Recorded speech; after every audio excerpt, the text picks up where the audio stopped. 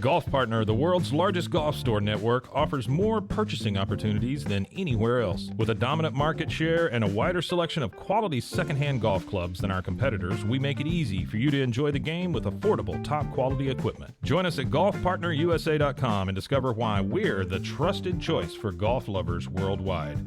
That's GOLFPARTNERUSA.com. Golf Partner.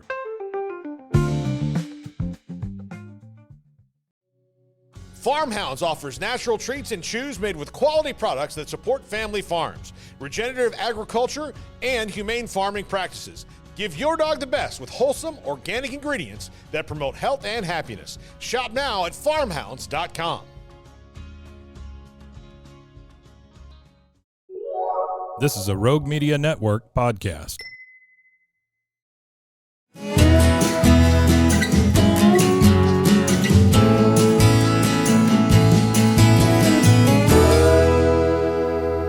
This is Central Texas Life with Ann Harder. Hello, everybody. Welcome to Central Texas Life. And upcoming is one of the red letter events in the city of Waco, and that's the Texas Sports Hall of Fame Induction Banquet. And I have here with me the president of the board of directors, Mike Harder, Bruce Geitzen, who is on the board of directors and executive committee, and kind of in charge of special events, and Dave Deaconson, who is the chair of the induction committee. So, Dave, let's start with you because I know, Bruce, you remember when we were working at the station in the sports department, the day the class of inductees came out. That was a very big day. Deal. That was a big day. And still is a big deal. It still is a big deal. So, Dave, let's talk about who's going to be honored on February 15th at the banquet. Happy to. We have 8 inductees, in no particular order. Everybody from Ed Too Tall Jones, who is everybody knows, longtime Dallas Cowboy. We've got Carla Overbeck, who grew up and played soccer in Richardson before she went on to become one of the best soccer players in the world. 4-time national champion in North Carolina, Olympic World Cup champion, one of the first on the first World Cup team that made the big splash. You've got, I'm drawing a blank, Brittany Griner. Yeah, I heard of her. How can I forget Brittany? Big tall girl. Yeah, big tall. Kind of tall. Compared to me, very, very tall. Obviously, national champion with Baylor, done what she's done in the WNBA. Came back. Her jersey was retired last year. I could say that now with Baylor, which was a well-deserved honor. We've got Todd Dodge, who has coached high school football for years and years. Multi-state champion with Westlake and Southlake. You've got Cedric Benson.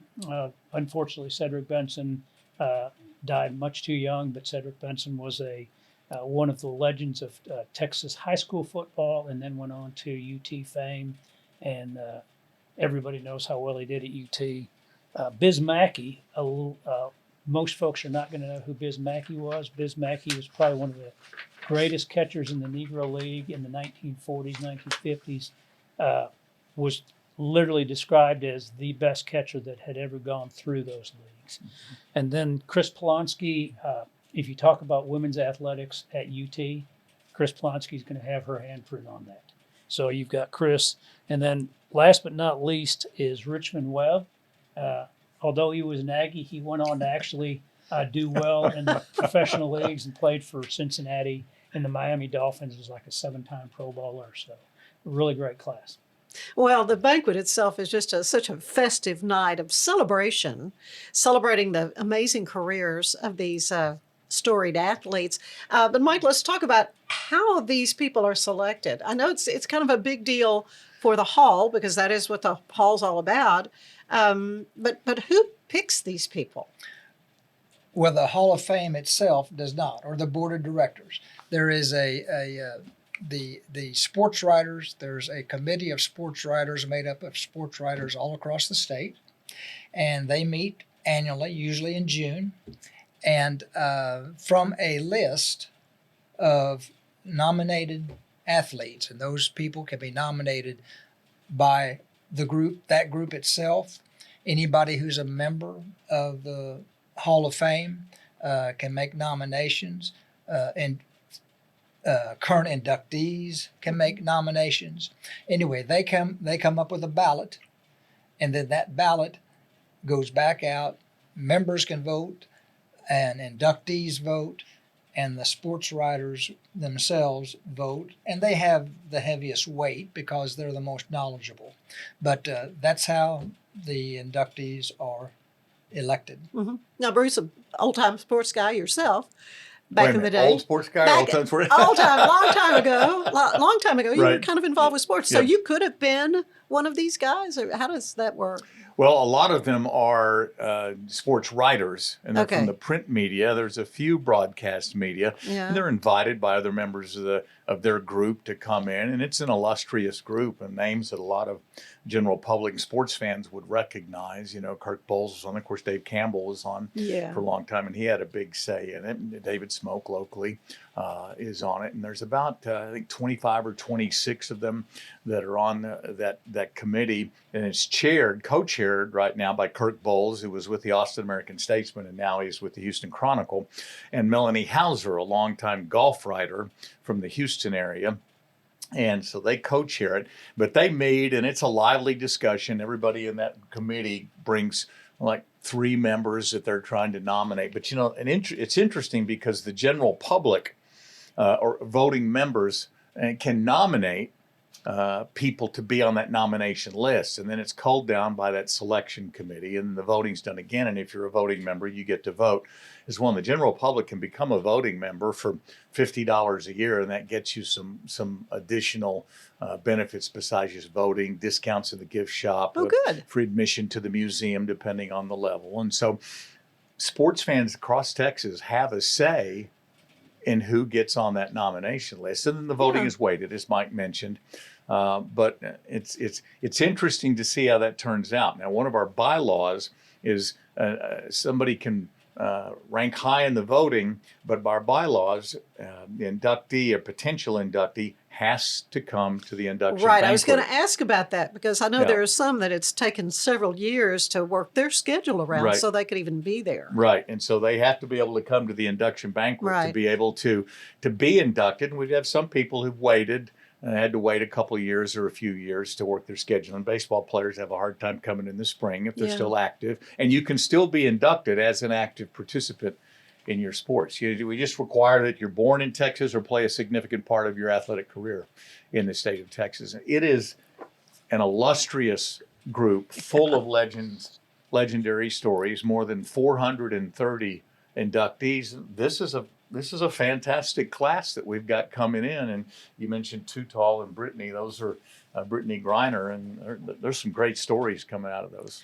Well, Dave, it's fun for me to go. I don't know a lot about sports, but I've learned a lot coming to the induction banquet because you get to hear these stories. Each of these inductees has a few minutes to thank people, but I'm always so struck by who they choose to honor and recognize. You want to speak to that? Sure. And I agree. You rarely hear stories about their careers and what they did. It's always about coaches. Yeah. It's about that parent or grandparent. It's about that neighbor that made sure they got to early morning practices. The stories that they hear and the people that they talk about that helped get them where they got are really kind of cool and amazing stories. Everything from, the grandmother, Mike Singletary told the story about his mother not letting him play football for a long time, and then he finally did. It's just great stories, and it's always more human interest than it is sports oriented. Yeah, and Mike, I know even before you were on the board, you were asked by a friend who was on the board to be one of the escorts. Tell a little bit about what's involved on the day of the induction. Well, most of the inductees have never been to the Sports Hall of Fame, Right. and nor to Waco. And well, that's not true because of obviously a lot of Texas people, but they've never probably been to the Sports Hall of Fame. And, if you are an escort, you arrange to be sure things are easy for the family, local hotel, which we'll talk about City of Lacey Lakeview here in a minute about some of our sponsors. But and you cart them around, and when they go through the hall for the first time, I mean, they are like kids in a candy store because Yeah. all of their heroes they see, and it is really fascinating. And everybody loves coming to the Hall of Fame, and the families, some of the inductees may be 75, 80 years old. Some of them may be 35 or 40 years old. So you're dealing with small children. You're dealing, all ranges of ages, but everybody loves the Hall of Fame who comes and sees it for the first time. And they're so appreciative. I mean, like Dave said, they're down to earth people. They've got kids running around them, and they're wanting to be sure that their mother-in-law is taken care of to be picked up, brought to the hall. Yeah, to because the they want to event. introduce the whole family. And yeah. it is a fun time Yeah. for them, and they genuinely enjoy the evening. Well, Dave, you told me the story about a little behind the scenes when you were driving, I think, a pretty famous fellow in the. Oh, actually, a pretty famous soccer player, Mia Hamm. Yeah. When I went down to Austin to pick Mia Hamm and her parents up and stayed out of their way, she had just had twins were like 6 months old. They were just a whirlwind of activity. Everything was going on. She was trying to get ready. I'm driving her up from Austin, and she starts asking her dad, "Dad, do you know anything about the schedule? Because I don't think I've gotten a whole lot." I said, "Well, I think I can answer that for you." And she goes, "And who are you again?" And I said, "Well, at the time, I was actually the president of the organization. I'm the chairman of the induction committee. Here's our schedule." And she started laughing. She said, "I'm so sorry. I thought you were a hired driver because you were in the background the whole time and weren't saying anything." So You were good at it. Then. I was doing a good job. It's a working board. Yeah, it is a very much working board. I remember. Yeah. Go ahead. If I can say one thing about what Mike was just talking about, I got to host when David Robinson was here in Escort, and he was more focused and asked me to make sure his parents were taken care of because they came up with him. And his parents asked me repeatedly as we went through the night, "Is he doing what he's supposed to do? Is he handling everybody the way he should? Is he giving autographs?" They were more concerned about him doing what he was supposed to do and accepting the honor than they were. And it was really kind of They were cool. still parenting, cute. right? They were still parenting. I don't think you ever quit. You don't ever quit. Well, Mike, you mentioned sponsors, so let's talk about that because, no Right. organization functions without them. And Well, we certainly an have event like this. Every year, of course, a lot of tables are sold by local companies and individuals, but historically, we have two sponsors that have really supported the hall and the induction banquet. Primarily, the the founding sponsor, or what I'm trying to say is Farm Bureau, and then the City of Lacey Lakeview. Those two have really supported the hall, and we can't thank them enough over the years of what they've done.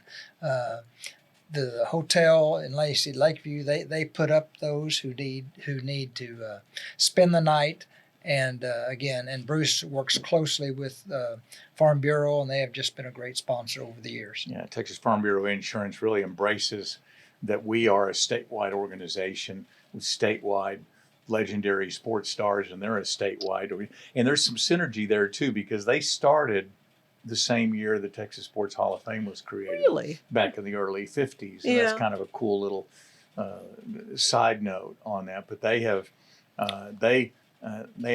almost 1 million customers across the families across the state, that are customers, and they think it's a big deal, and we're very thankful that they do.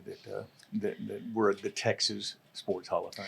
And Well, the this- hall's been here in Waco since 1993. Right. So right. this is our 32nd induction that we will have here. Right. But it's been 64 years, something like that, for 1951, when uh-huh. Beaumont Sports Writer first came up with the idea, and they voted on it. And said, yeah, Okay. let's do it. So it is a historic organization for sure. This is a fundraiser, though, for the Sports Hall of Fame, because it takes money to keep the air conditioning on and all that sort of thing. Bruce, though, you perform a vital role, though, in bringing about some other fundraising type events. Let's talk a little bit about the Legends Lunches and some of the other things you've got cooked up. Well, we started in the last couple of years some Lone Star Luncheons, and also Legends of Texas Whiskey Festival will go with our Legends of Texas Sports heroes. And so those are additional things. I mean, we're one of the greatest kept secrets in Waco with the Texas Sports Hall of Fame. Thank goodness Dave and his committee do an awesome job with the this banquet coming up, with the induction banquet. It is our primary fundraiser for the year. Our biggest one, our golf tournament, has been known for more than 20 years as the Sure. Bob Lilly Celebrity Golf Tournament. There's a lot. And so we had some gaps in there to fill in some spaces and raise some additional money. So we've created those luncheons, been fortunate to have some fantastic guests come in, Lee Trevino, Roger Clemens, Mean Joe Green, and so those have been a lot of fun. And so we're working on our next couple of luncheons, and then the Whiskey Festival was a new thing, and people kind of thought, but it's kind of taking hold, and so that's good. And we've got some other ideas to do, but it does take funds. That's why we have a membership drive to get voting members in, and we're always looking for ways to get inductees more involved. We're working on increasing our education programs for field trips and things like that. A lot of these kids who come in when they're 12, 14 years old, they don't know who Bob Lilly is. They don't know who some of the inductees are. Some they do know. And so that's a task for us to tackle, to kind of spread that word, and the great stories that Dave talked about, where they're talking about their parents and who were the most influential coaches that they had and things. Those heartfelt stories are really cool. So we've got the opportunity to be missionary, so to speak, for those legendary stories from the Sports Hall of Fame. And another aspect of that is our good friend Grant Taff and what he has started up with his foundation. Let's talk about that, because, so many of those athletes do talk at the banquet about their high school coaches and how important those formative years were for them as an athlete. And this is something that Grant has sort of started for Texas high schools. Right. The Grant Taft Foundation has started the Beyond the Game. And it's where they go out to. It's open to every high school in the state, and all teams. Football, basketball, volleyball, whatever team sport there is, and the players are encouraged to work in their communities, to do community projects, and to help the local community. And then they submit what they've done to a committee, and every year. A winner is chosen, and the whole team is invited to the induction banquet. Yeah. So they get to see everything that's going on. It's of course, this would just be the second year for that. Right. This is a brand new thing. And that foundation is supporting the Hall of Fame also. Yeah, and they get a monetary gift. You get a $5,000 grant, I think is what they get. And then last year, I think there were about 25 or between 25 and 30 high schools that entered for the Community Service Award. This year, the nominations just closed last week. I think they had 49, so almost double. Wow, yeah. And so the word is spreading through the out. help of the Texas High School Football Coaches Association. They've helped with it, and it's a fantastic award, and it's a great tribute to Grant Taft. Yeah. So. Well, Dave, so about how many are you expecting to come to the banquet? What do you normally have? We normally have between about 650 and 900, roughly in that range, depending on not only who the athletes, but time of year, weather, a lot. But usually it's a really good group. Like I said, about 650 is usually the lowest we'll have. Makes for a really good time, great evening with our all the activities we have for the inductees, the opportunities people have to meet inductees, and then the fact that you never know who else is going to show up. And we talked earlier when Gary Kubiak was inducted just a few years ago. We literally turned around, and John Elway was standing behind us as he was, as Kubiak was being recognized at the news conference. And he just slipped in. He and another couple coaches that had been involved with Kubiak at Denver just slipped in to honor him. Wade Phillips came too, didn't he? Wade Phillips came. Former Cowboys coach, Gary Kubiak. And Dave's right. You never know who's going to show up, A story added on to what we heard earlier. A couple of years ago, I had the chance to be the concierge. I prefer to use that term rather than escort. But for Jose Cruz, the Astros star. And Well, Jose, and you have a little tie to the Astros. Yes, and Jose had a 25-year major league career and was just like Mike had said, he'd never been to the museum. He brought his sons. One is the coach at Rice. One had played some professional baseball as well, and they were just amazed at what Yeah. they did. And at the end of the night, I mean, they were all very gracious, but Jose said, "You know what, Bruce?" He said, "This is the highlight of my career." Wow. I said, "Jose, you played 25 years in the big leagues. Seriously?" He says, "This caps it off. This is the highlight of my career." And it's those heartfelt stories Yeah. that you hear from people. I'm anxious to hear what Brittany Griner has to say. I mean, Yeah. they you know, her team at Baylor was the first college basketball team ever, men or women, to go 40-0 in a year. And a lot of people don't realize that. No men team had ever done that. And so she had an illustrious career. Cedric Benson, we heard a story about Cedric Benson from Adrian Peterson when he was here a couple years ago. Adrian said, somebody said, how'd you end up going to Oklahoma? He said, well, I got recruited by USC and OU and UT, and I don't remember the fourth school, but he said, I wanted to start as a freshman. And when I went and talked with Mac Brown at UT, he said, can I start as a freshman? All three other schools says, yeah, you can start as a freshman. Mac said, well, we got this guy in front of you who's going to be starting this year, a guy named Cedric Benson, who is one of the inductees this year, you know? And so that went viral. Yeah. That little clip from that video said, well, here's why the Longhorns didn't get Adrian Peterson, you know, but that's college football. But those stories you hear those are the nuggets from these induction banquets and these speeches. And going back to Jose Cruz, that was 2 years ago, I think. Mm-hmm. You know, his English is broken. Yeah. And he had somebody there that was going to speak for him.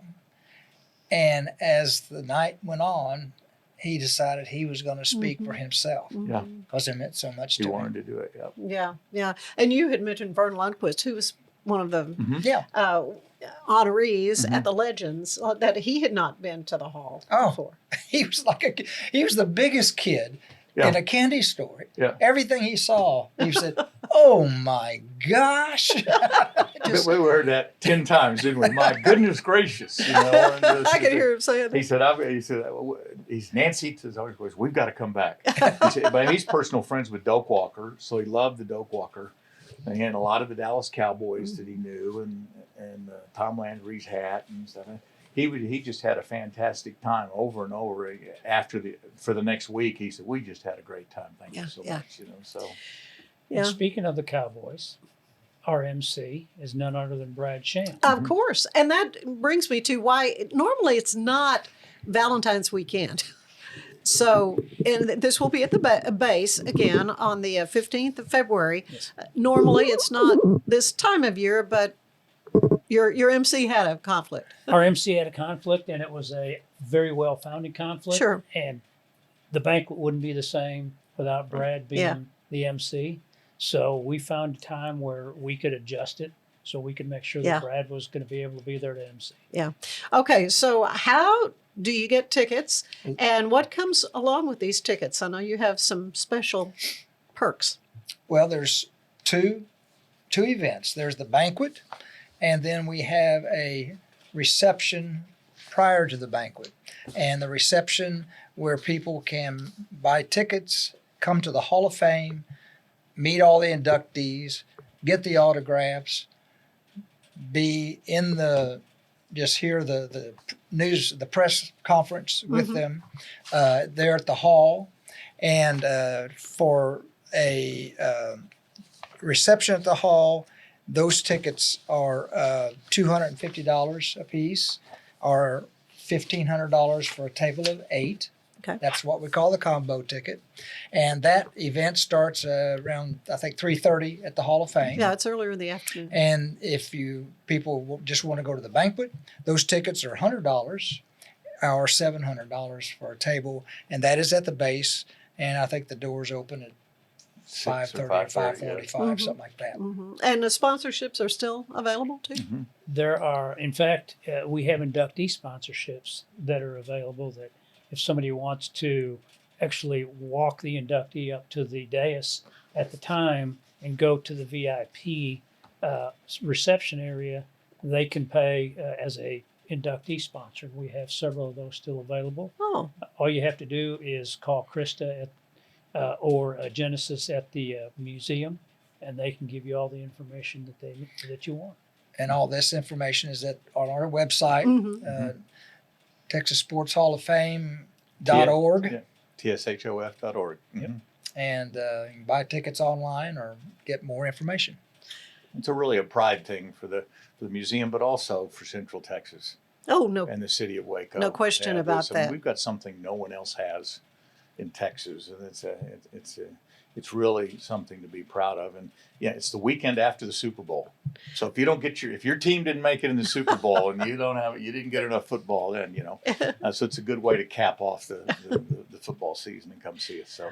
Okay, one last question I want to ask you. Do you have a favorite exhibit in the hall? Something favorite to you in that Hall of Fame there on University Park Drive? Yes.